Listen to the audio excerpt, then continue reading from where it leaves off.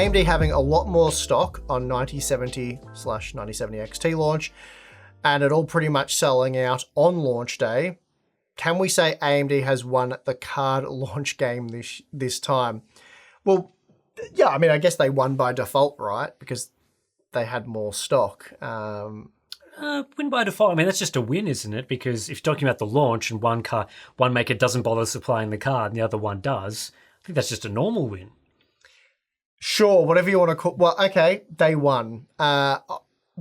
Leading up to the release, I spoke with a few different retailers. They all told me the same thing.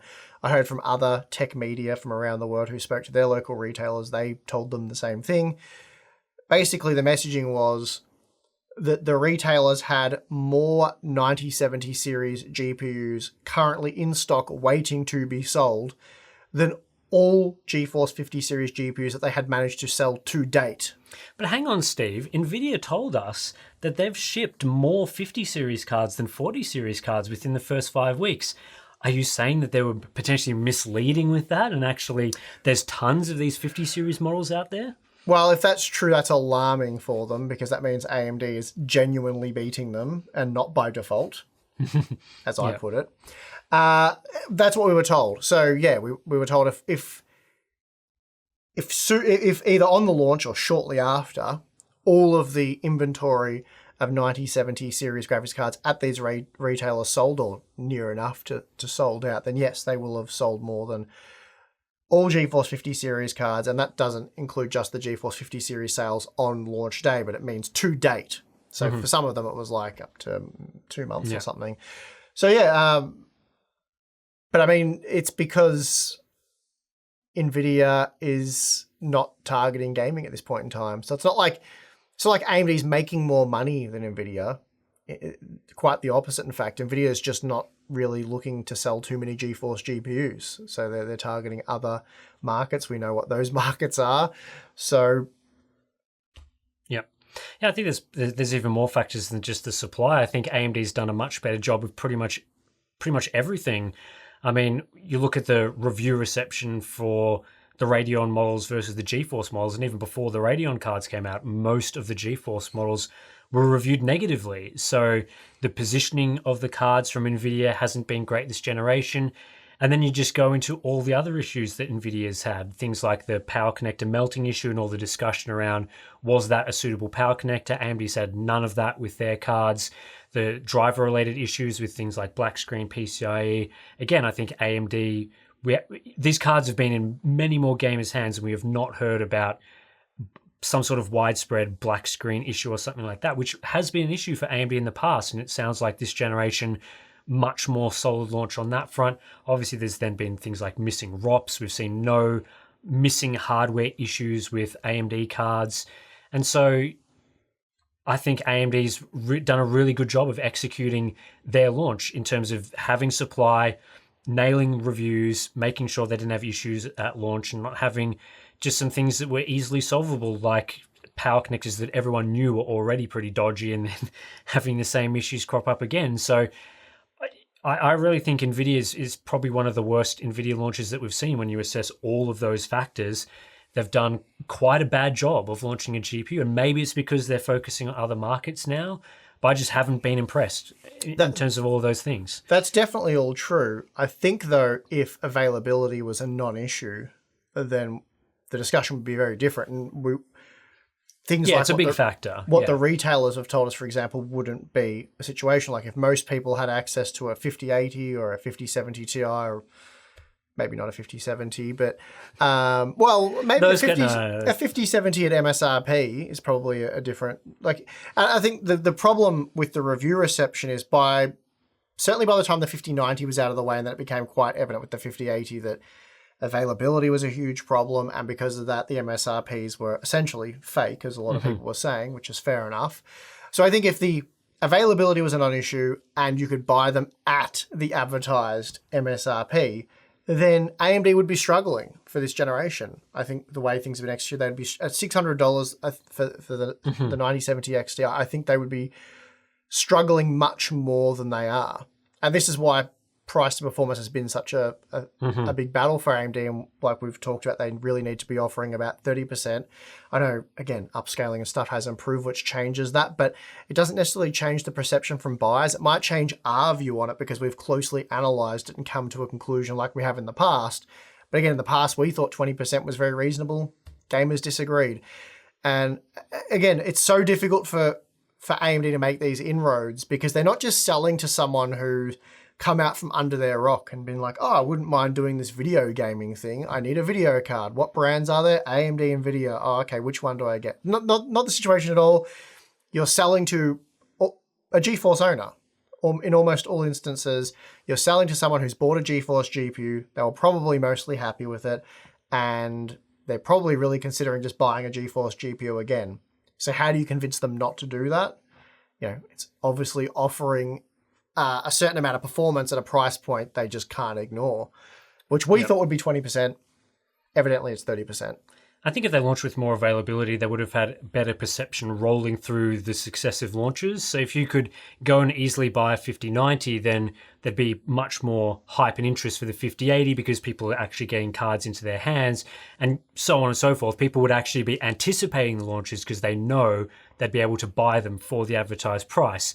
But the opposite happened where I think each launch has been less interesting to gamers because you see the first launch, everyone's like, the 5090 is probably one of the better received cards, even though it wasn't received amazingly, but then you can't buy it. So then it goes into the 5080 and then, oh, I can't buy that one. And then 5070 Ti, oh, it's even worse now. So then why would I bother paying any attention to a 5070 or upcoming 5060 products? People have just...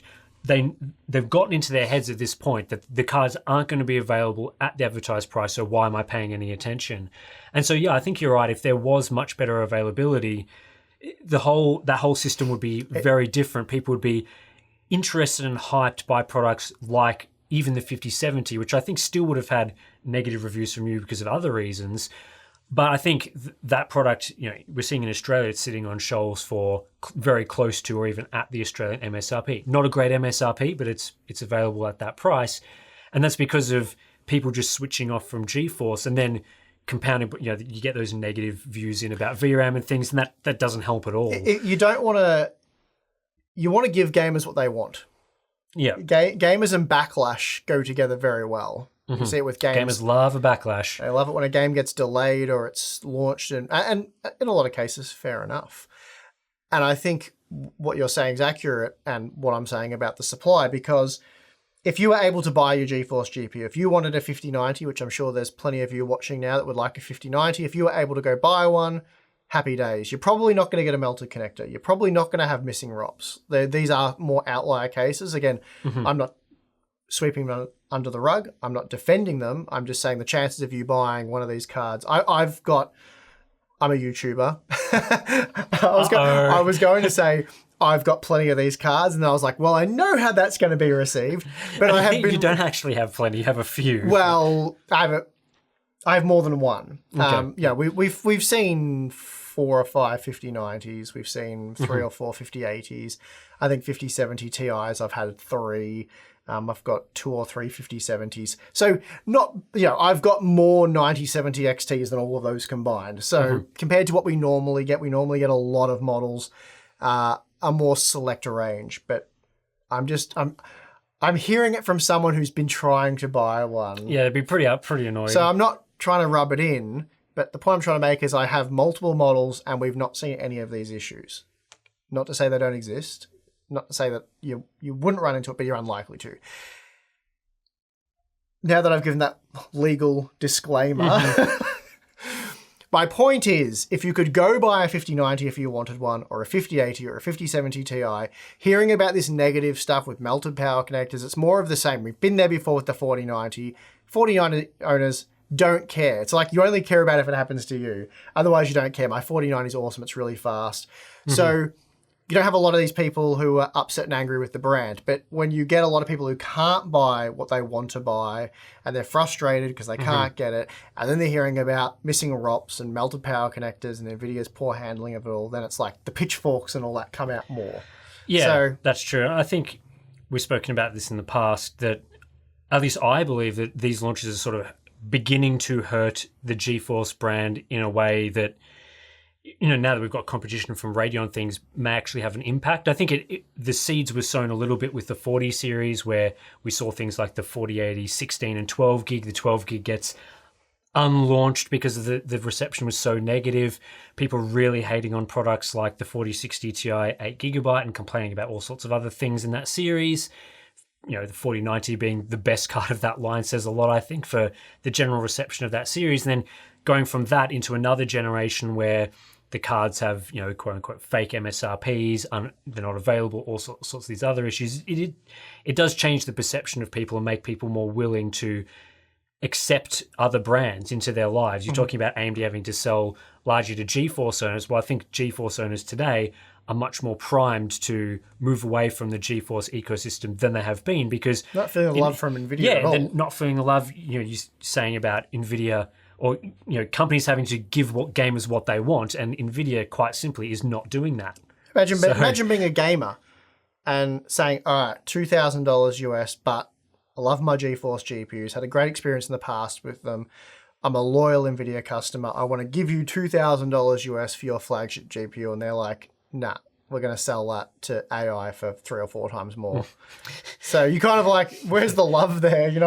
I saw the price of the RTX Pro 6000. It's like $8,500 US or something. Yeah. Oh, yeah. wow. I mean, from a business point of view, they don't want your $2,000 if they can get, admittedly, it's slightly better bin silicon, but at the same time, it's 4 times the price. So, yeah. But anyway, it's just a crap situation there, and yep. We'll move on to the next one.